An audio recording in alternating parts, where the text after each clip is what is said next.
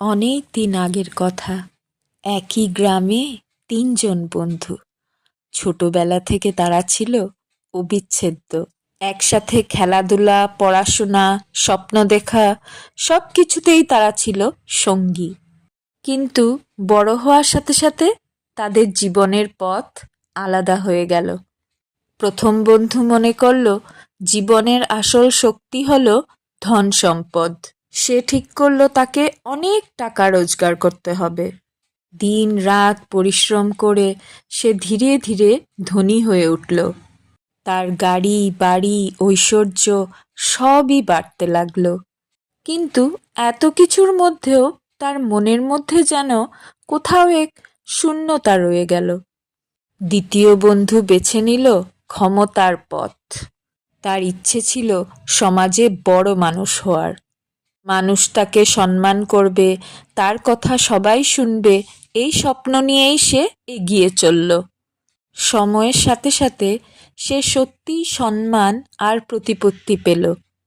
কিন্তু ক্ষমতার সাথে সাথে তার জীবনে এলো দায়িত্ব আর অশান্তি। আর তৃতীয় বন্ধু, সে বেছে নিল অন্য এক পথ। সে খুঁজতে লাগলো সত্য, জ্ঞান আর জীবনের আসল অর্থ। তার কাছে বড় হওয়া মানে ছিল একজন ভালো মানুষ হয়ে ওঠা। অনেক বছর পর একবার এই তিন বন্ধু আবার দেখা করল। তারা নিজেদের জীবনের গল্প একে অপরকে শোনাতে লাগলো। ধনী বন্ধু বলল, আমার অনেক সম্পদ আছে, কিন্তু মনটা যেন ভরে না। ক্ষমতাশালী বন্ধু বলল, আমাকে মানুষ অনেক সম্মান করে, কিন্তু এই সম্মানের মধ্যে কোথাও একটা ক্লান্তি আর দায়িত্ব আছে। তখন তৃতীয় বন্ধু বলল, আমি ধনীও নই, আমি ক্ষমতাশালীও নই, কিন্তু আমি চেষ্টা করেছি সত্যকে ভালোবাসতে, মানুষকে ভালোবাসতে, আর সেখানেই আমি শান্তি খুঁজে পেয়েছি।